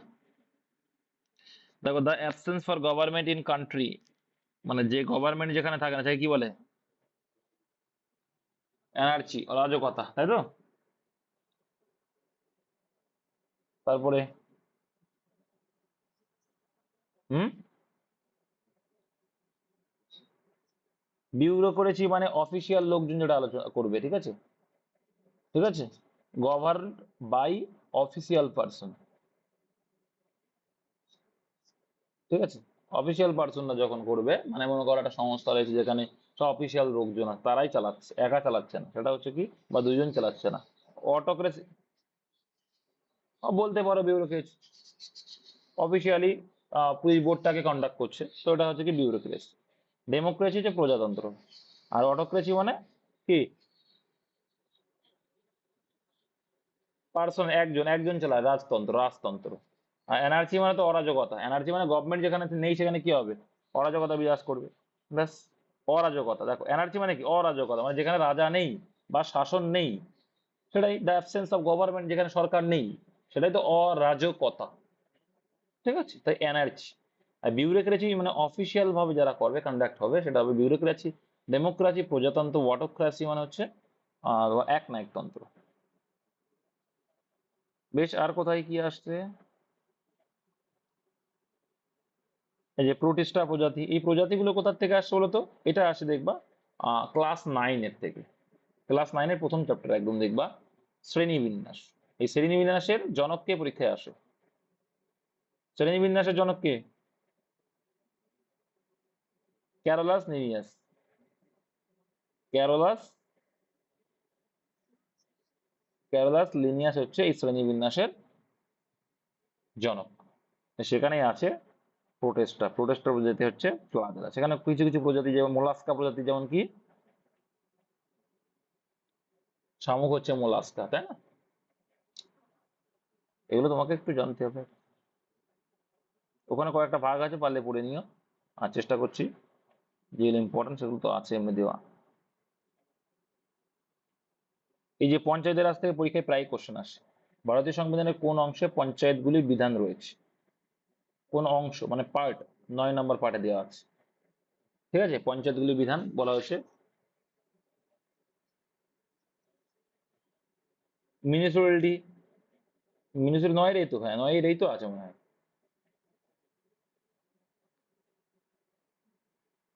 দেখো তারপরে রামদেবের রং, এটা যেন স্ক্যাটারিং, কি বলে ইংলিশে? স্ক্যাটারিং মানে বিস্ফোরণ, স্ক্যাটারিং বলে। আর একটা আছে কি বিক্ষেপণ। বিক্ষেপণটা কি বলতো? আকাশ নীল। আকাশ নীল, এটা হচ্ছে বিক্ষেপণ, স্প্রেড যেটা। ঠিক আছে, এবার প্রতিসরণের উদাহরণ দাও তাহলে। আলোর প্রতিসরণের উদাহরণ। হ্যাঁ, হ্যাঁ, হ্যাঁ, তারা ঝিকমিক। জলে, জলে কোনো লাঠি থাকলে লাঠিটা বাঁকা অবস্থায় থাকে, এগুলো সব হচ্ছে জলের প্রতিসরণ ধর্মের জন্য। প্রতিফলনের উদাহরণ তো জানোই, সিনেমার পর্দা যেটা, ওটা প্রতিফলন। ঠিক, আসলেস কিছুই না। আছে কিনা জানি না, বাংলায় তো আসলেস শুনিনি কোনোদিন। ভারতের প্রধান নির্বাচন কমিশনারকে? 62। আগে এগুলো করতে করতে যাচ্ছি তো, যখন আসবো পেজটা তখন টাক করে একটু বলে দিই। হ্যাঁ, ভারতের প্রধান নির্বাচন কমিশনারকে কত বছরের জন্য নিয়োগ করা হয়? তোমরা জানো এটা, প্রধান নির্বাচন কমিশনার 6 বছর। আর এই নির্বাচন কমিশনার থেকে কোশ্চেন আসার খুব সম্ভাবনা রয়েছে। দেখো তোমাদের বলে দিই, উইম্বলডন কাপ। দেখো কি রয়েছে, উইম্বলডন কাপ কি রয়েছে? উইম্বলডন কাপটা কিন্তু ভেরি ভেরি ইম্পর্টেন্ট। এবার উইম্বলডন কাপে কে জিতলো, মহিলা পুরুষ সব দেখবে, কারণ উইম্বলডন কাপে আর একটা প্রশ্ন আসে যে উইম্বলডন কাপে কে মানে উইম্বলডন যে তোমার টেনিস হয় যেটা, হ্যাঁ, সেখানে রোহিত শর্মা কিন্তু প্রেজেন্ট ছিল। ও পরীক্ষা দিয়ে দিল যে উইম্বলডন যে টেনিস যেটা হয়, সেখানে কোন ক্রিকেটার দর্শক হিসেবে মজুদ ছিল? অ্যান্সার কিন্তু রোহিত শর্মা। এইগুলো একটু, এই ছোট ছোট জিনিসগুলো জন্যই কিন্তু এটা কিন্তু ইম্পর্টেন্ট। আর উইম্বলডন কাপ হচ্ছে বিশ্বের প্রাচীনতম টেনিস খেলা যেটা, মানে উইম্বলডন চ্যাম্পিয়নশিপ যেটা। ঠিক আছে, এর কোন কোড, এগুলো কিন্তু খেয়াল রাখবে। উইম্বলডনে হয়। উইম্বলডন কোথায়? লন্ডনে? ইংল্যান্ডের লন্ডন শহরে, তাই তো? উইম্বলডন ইংল্যান্ডে। তারপরে দেখো, বিশ্বের প্রথম বক্সাইট উৎপাদক কোনটি? অস্ট্রেলিয়া। টিনের জন্য বিখ্যাত জন্য, না সরি তামা। নিম্নলিখিতের মধ্যে কোনটি ভারতের প্রথম বায়োস্ফিয়ার রিজার্ভ হয়েছিল? এটা কত সালে হয়েছিল মনে আছে তো? কত সালে হয়েছিল? 89 নয় রে বাবা, 1989-এ কি হয়েছিল? 85 না 86? হয় 85 না 86? 86, 86, হ্যাঁ 86, 85 না 86। 1989 যেটা বললে না, সুন্দরবন, ঠিক আছে। অ্যাকচুয়ালি হেরিটেজ তাও নাও অ্যাকচুয়াল এটা অনেক সময় তুমি 1900, দেখো আমি বলে যাচ্ছি, ক্লিয়ার করেছি। ও ভুল না, তুমিও ভুল না। 1979 সালেও, এই 87 সালেও ধরা হয়, আবার 1989 ধরা হয়, ঠিক আছে। এটা হচ্ছে ম্যানগ্রোভের জন্য, এটা বাঘের জন্য, ঠিক আছে। এটা ক্লিয়ার রাখতে হবে। আর এটাও ভুল না, এটাও ভুল না, এই জন্য অপশনে দুটোই যদি থাকে তখন এইটা অ্যান্সার করবে, এইটা অ্যান্সার করবা। অপশন, অপশানে যদি এটাও থাকে এটাও থাকে, এটা অ্যান্সার করবা। যদি বলে ওয়ার্ল্ড হেরিটেজ সাইটের তকমা সুন্দরবন কবে পেয়েছিল, এটা থাকলে এটা করবা। যদি দুটোই থাকে এটা করবা। আর যদি 1987 না থাকে তখন অ্যান্সার হবে 1989। প্রিভিয়াস ইয়ার কোশ্চেন কিন্তু এগুলো তোমরা দেখতে পাবে, ডাব্লিউবিসিএস এমন হয়েছিল। আর সুন্দরবন তোমার রামসর সাইটের তকমা পেয়েছিল কত সালে? আর 2002 সালে কে পেয়েছিল? ওয়েস্ট বেঙ্গল, এই দুটোই আছে।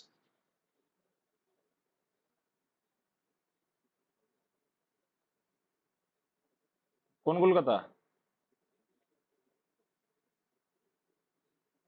নর্থ কলকাতা না, উত্তর, উত্তর কলকাতা, উত্তর কলকাতা।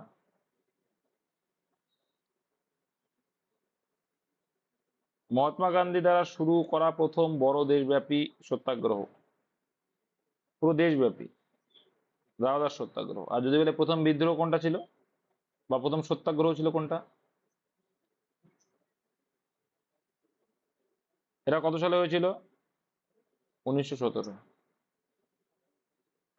আচ্ছা, তাহলে মহাত্মা গান্ধী করলো প্রথম কি 1917 সালে, কি করলো?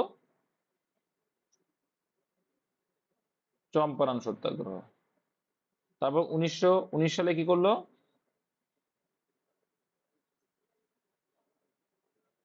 Rowlatt act. আর 1918 সালে কি করেছিল? খেদা আন্দোলন, ঠিক আছে। খেদা আন্দোলনে কি করেছিল বলতো? ওই খেদা আন্দোলনই যেটা, সেটা কিন্তু ওই যে তোমাদের আর চাষিদের যে ব্যবস্থাটা করেছিল উনি, হ্যাঁ। এটা এটা তো তিনঘাটিয়া সমস্যা। খেদা আন্দোলনে ওই ওই বারটা না কি একটা দেখেনি, ওটা খেদা আন্দোলন ছিল, হ্যাঁ। আর একটা ছিল না, ওই যে মিলের বিষয়টা, মুম্বাইয়ের শ্রমিক আন্দোলন, শ্রমিক আন্দোলন যেটা, ঠিক আছে, হয়েছিল যেটা। আর একটা যেটা বলতে গিয়ে ভুলে গেলাম, দেখেছো? 1919 সালে 13ই এপ্রিল কি হয়েছিল? হ্যাঁ, তার পরবর্তী দিনে কি করেছিল? কাইজারি হিন্দ উপাধি ত্যাগ করেছিল, ঠিক আছে। আর একটা ছিল কি, 1920 সালে কি করেছিল? অসহযোগ আন্দোলন শুরু। আর 1922 সালের ফেব্রুয়ারি মাসে, ফেব্রুয়ারি মাসে চৌরিচৌরা ঘটনার জন্য বিহারের, বিহারের গোরক্ষপুরে চৌরিচৌরা থানা যে পুড়ে গিয়েছিল, সেই ঘটনার জন্য কিন্তু অসহযোগ প্রত্যাহার করে নিয়েছিল, হিংসাত্মক হয়ে গেছিল বলে। তার 1924 সালে কি করেছিল?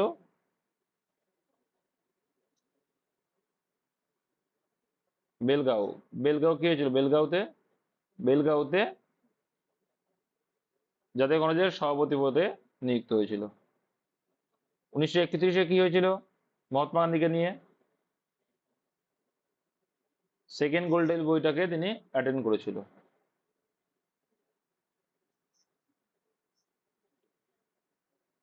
1932-এ বি আর আম্বেদকরের সঙ্গে পুনা চুক্তি হয়েছিল। কি যে পুনা চুক্তি? বি আর আম্বেদকর যেটা ওই যে সনাতনের বিষয়টা নিয়ে একটা করছিল, সেই সময়টার জন্য তো হয়েছিল, ঠিক আছে। তারপরে আরো বিদ্রোহ করেছিল, ভারত ছাড়ো আন্দোলন, আইন অমান্য আন্দোলন বাদ গেছে 1930 সালে, তাই না? লবণ আইন ভঙ্গ করেছে 78 জন অনুগামী নিয়ে, তাই তো। 12ই মার্চ যেটা, আর এপ্রিলে শেষ হয়েছিল। এগুলো কিন্তু মাথায় রেখো, পরীক্ষায় আসে গান্ধী থেকে, কারণ গান্ধী ভক্ত সব। তোমরাও গান্ধী ভক্ত, পকেটে গান্ধী না থাকলে তো দাম নেই। 62 চলে গেল কোথায়, কি করে গেল? 57 বলছে কি ভারতের জিডিপি গণনার জন্য কোন প্রতিষ্ঠান দায়ী? জিডিপি কে গণনা করে পরিসংখ্যান দপ্তর, ঠিক আছে, সিএসও। কি? সিএসও, এটাও কিন্তু থাকে, ঠিক আছে। হ্যাঁ, সেন্ট্রাল স্ট্যাটিক্যাল অর্গানাইজেশন, ঠিক আছে। স্ট্যাটিক্যাল না, সেন্ট্রাল স্ট্যাটিক্স অর্গানাইজেশন, স্ট্যাটিক্যাল না, স্ট্যাটিক্স। তারপরে এটা দেখো সিএলআই, কি এটা full form? Command line interface, ঠিক আছে। সেন্ট্রাল না কিন্তু কমান্ড, মানে কমান্ড করবে, সেটা লাইন ইন্টারফেস করবে, ঠিক আছে। এই কম্পিউটারে কিছু কিছু এটা কিন্তু করবা। 62 কি নিচে বিবৃতিগুলি 1 এবং 2 সিদ্ধান্ত অনুসরণ করে বিবৃতি সাধারণভাবে পরিচিত সত্যগুলি আধারে দেওয়া নেই। ও, তোমরা তো কেউ বললে না, যাই হোক দেখিয়ে দিচ্ছি। ওয়েট ওয়েট দেখি। কিছু টেবিল হলো সোফা, কিছু টেবিল, টেবিল, এই কিছু টেবিল আর কি বলছে, এই কিছু টেবিল বলছে আবার, এই বলছে, ওয়েট, এই কিছু টেবিল বলছে আবার কি সোফার মধ্যে পড়ে যাচ্ছে, কিছু টেবিল নাকি সোফার মধ্যে পড়ে, এই যে কিছু নিয়ে নিয়েছে কিন্তু সোফার মধ্যে পড়ছে, মানে সোফা টেবিলে কিছু পার্ট কমন আছে। কিছু সোফা হলো কাগজপত্র, এই সোফার আবার কিছু পার্ট কি বলছে, সোফার আবার কিছু পার্ট বলছে কাগজপত্র, তাহলে কাগজ কয়েকার লিখলাম, ঠিক আছে। দেখো, বা পেপার লিখতে পারতাম, তো পেপার লিখলাম, অসুবিধা নেই। কিছু, এবারে সিদ্ধান্তে আস, কোন সিদ্ধান্ত সঠিক। কিছু সোফা হলো টেবিল, এই তো সঠিক, তো ঠিকই বলেছে, এই যে কিছু সোফা কি টেবিল, কিছু টেবিলও সোফা, কিছু কমন পার্ট মানে হচ্ছে কিছু টেবিলও সোফার মধ্যে পড়ছে, কিছু সোফাও টেবিলের মধ্যে পড়ছে, তাই সেটাই বলেছে, তো এটা সঠিক আছে। 2 নম্বর বলছে কিছু কাগজপত্র হলো সোফা, কিছু কাগজ, কিছু কাগজপত্র হলো সোফা, এটাও তো সঠিক, কিছু কাগজপত্র সঠিক, ঠিক আছে, কিছু কাগজপত্র সঠিক। এরা বলছে কেবলমাত্র সিদ্ধান্ত 1 সঠিক, কেবলমাত্র সিদ্ধান্ত 2 সঠিক, উভয় সিদ্ধান্তই সঠিক, অ্যান্সার অপশন সি। তাহলে, তাহলে কিন্তু অঞ্জন আদার কিন্তু নাম্বার মাইনাস হয়ে গেল 1, মাইনাস 1, 1 প্লাস 1.25 কমে গেছে কার, অঞ্জন আদাকে। আচ্ছা, নেক্সট। কোন চুক্তির মাধ্যমে দ্বিতীয় ইঙ্গময় যুদ্ধ হয়েছিল? ম্যাঙ্গালোরের চুক্তি, তুমি যে বললে আমি করেছি।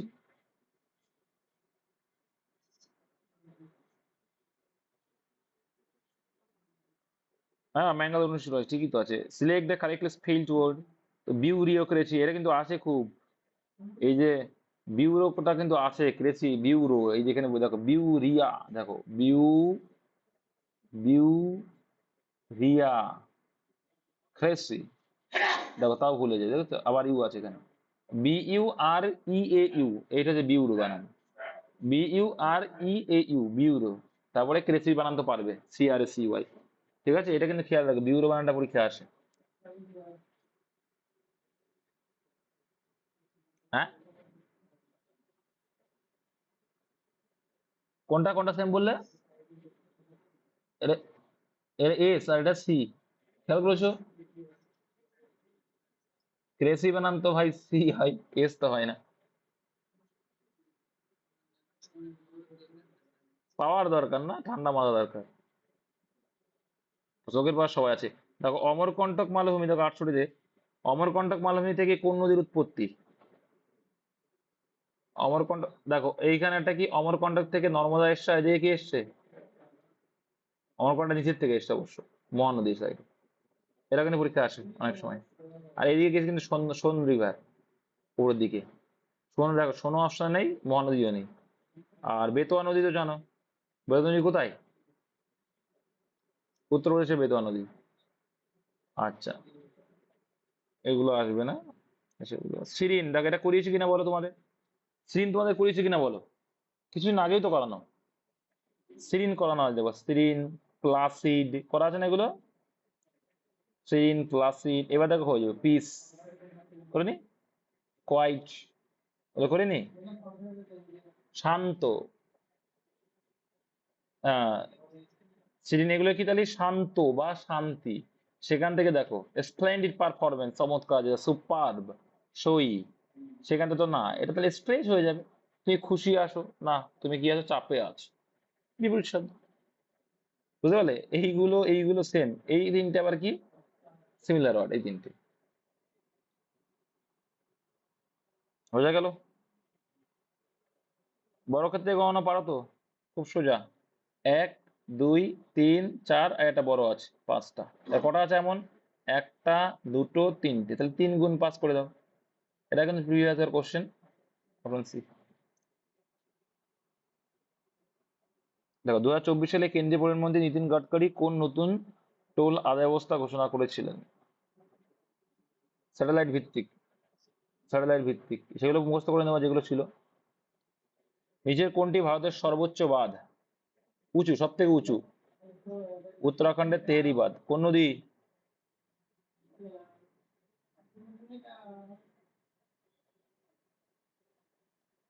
ভাগীরথী গঙ্গা, তাই তো? আর দীর্ঘতম যদি বলে, উড়িষ্যার হীরাকুদ,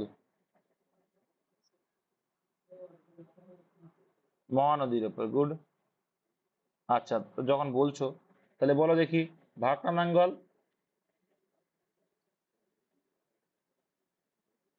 হুম, সদর নদীর উপরে একটা ভাকরা আছে, একটা নাঙ্গল আছে, সেটা মিলে ভাকরা নাঙ্গল বলে, হ্যাঁ। আর অ্যাকচুয়ালি কিন্তু এই ভাকরা, তো ভাকরা হচ্ছে হিমাচল প্রদেশে, আর নাঙ্গাল হচ্ছে কোথায়, পাঞ্জাবে। কিন্তু ভাকরা ধরা হয় বেশি, তাই হিমাচল প্রদেশে ধরা হয়। সর্দার সরোবর বাঁধ কোথায়? গুজরাটের সর্দার সরোবর। কোন নদীর উপরে?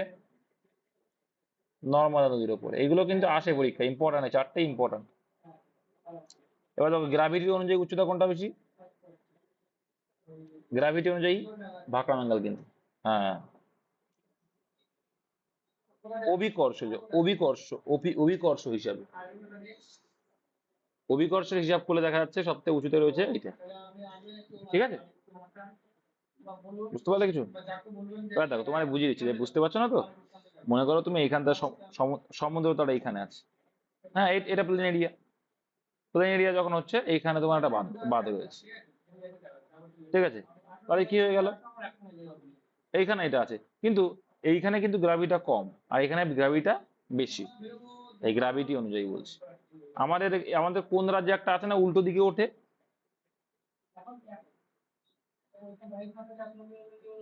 আমাদের দেশেই গো, সেন্ট্রিফিউগাল করে কাজ করে যেখানে।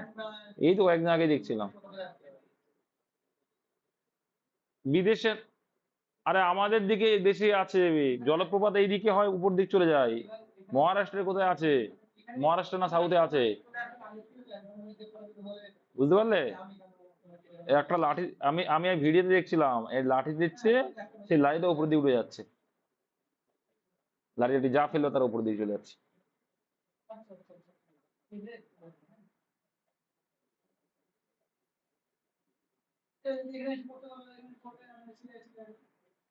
Two set aside, to set set aside মানে হচ্ছে কি জানো তো? এটা তো ফ্রেজাল ভার্ব থেকে দিয়েছি। সেট অ্যাসাইড মানে হচ্ছে টেম্পোরারি স্টপ, কিছুক্ষণের জন্য থেমে যাওয়া।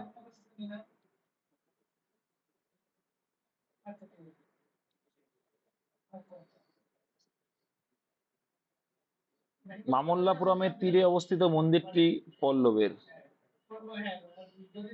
এটা একটু একটু আছে।